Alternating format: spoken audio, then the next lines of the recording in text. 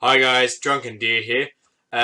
So, what's been happening? Well, I've got some pictures to show you guys of what I've been doing, and basically after that, just gonna do a voiceover and that sort of thing. Um, there's a lot of projects going on at the moment, and a lot of work and the real life stuff, and all that. And yeah, everything's going well. Um, Unfortunately, no greenskins, but there are trolls, lots of trolls, and I might do another video straight after this about the new General's Handbook. I had a quick flip through it, but yeah, I'm probably not going to get it.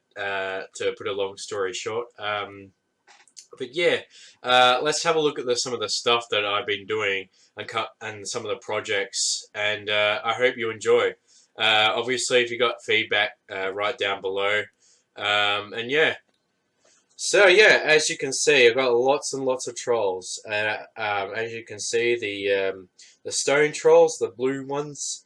We have swamp trolls. We have the regular trolls, which are probably the most recently painted ones that I've done. We have a few chaos trolls, and we have some Drew Berry, I think his name is. He has some trolls too, called marsh trolls that I've got as well, which sort of fit that sort of character looking. I also have another troll. I think it was like from Whiz Kids or something that I'll put in eventually. So yeah, it's quite a mix. A lot of them are from like Marauder. A lot of them are GW trolls. I'm probably missing the two most expensive trolls that I want to get. Actually, there are three. One is the Swamp Hag, which is a Forge World resin, which I hate. I hope they release that in metal. The second one is Throg, which is I don't make him anymore, but I can get him in fine cast. But I prefer him in metal. I'm trying to find a metal version of him. There's also a stone troll for an anniversary troll or something, and it's like a larger version. It's like a 30-40 millimeter troll, and he's like fighting a dwarf slayer. That's another one I want to get, and they're quite expensive because there's only a few of them out. Oh, and there's also the old school river trolls are probably the only other main ones that are missing. And when I say missing, I mean the common. I can acquire them without searching eBay for like the Marauder miniature trolls. So yeah, I hope you enjoy like the schemes I've got. I've got a bit of a mix there. Sort of just like I've got the scales, and some of them were for the sort of Age of Sigma motivated thing that Vince Venturella did a while back, and some of them I've just added to it. This was my first real army, I guess you could say, pre-General's Handbook, so there was no points, so that's why I decided trolls are like, oh, that's cool, I don't have to worry about points, and then they bring in the blasted General's Handbook, so now I actually have to sort of have a battle line of some sort, so I'm hoping one day they release a Troggoth book with some battle line. I actually considered getting the version, the epic version, which is called like War Master, for fantasy, the trolls, and using them as like goblins as battle line because they're like extra small troll versions. So yeah, I just don't have that kind of expenditure as much as I wish. So yeah, moving on, we have my Game of Thrones inspired army, and it was the Battle of Blackwater. A lot of these are from Foundry Miniatures, and I think you can get the Game of Thrones stuff now from North Star Miniatures, but yeah, they were from another company, and as you can see, I have Stannis Baratheon.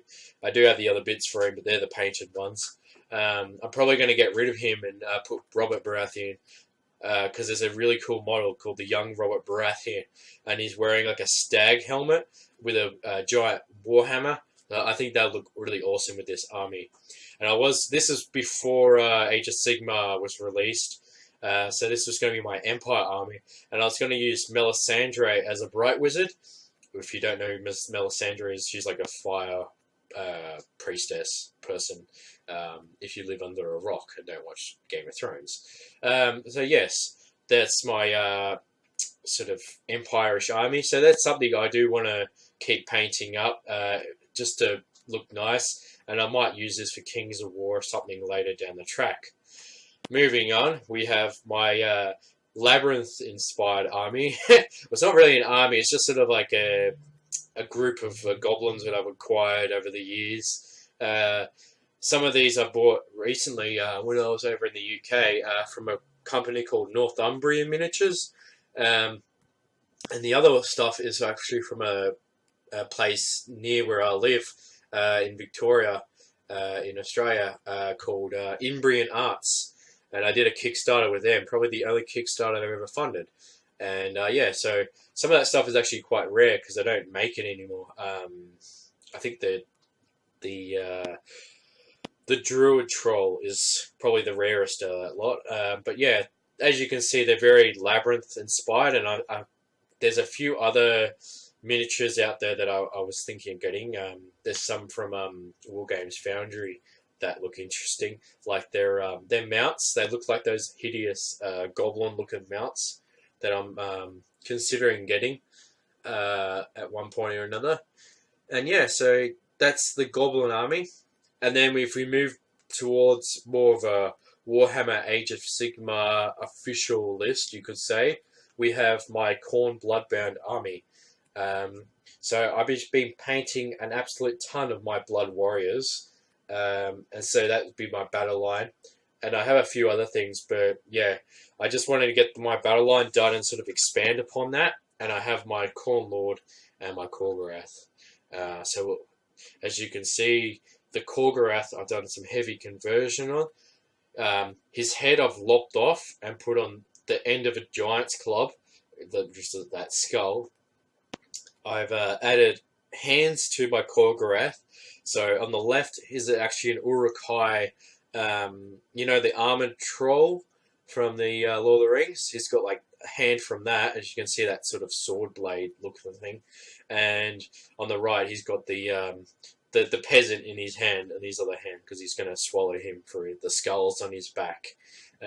So he's like mid-progress, as you can see. I've done like some whip marks, and I've made him quite muscly. I've tried to make him not so much like he's got to be red, but I don't want him to conflict with my Wrathmongers and my Khorne Blood Warriors.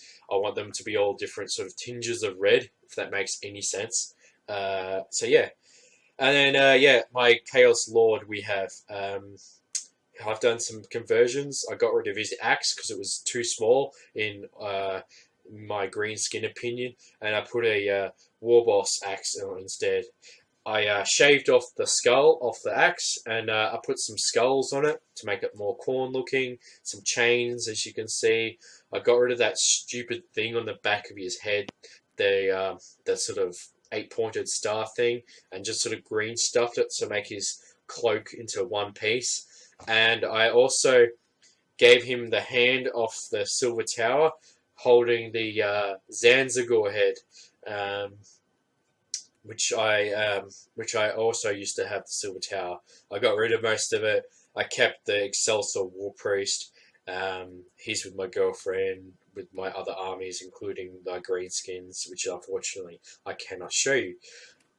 So yeah, I hope you enjoyed those pictures, and I'll put some more up at a later date.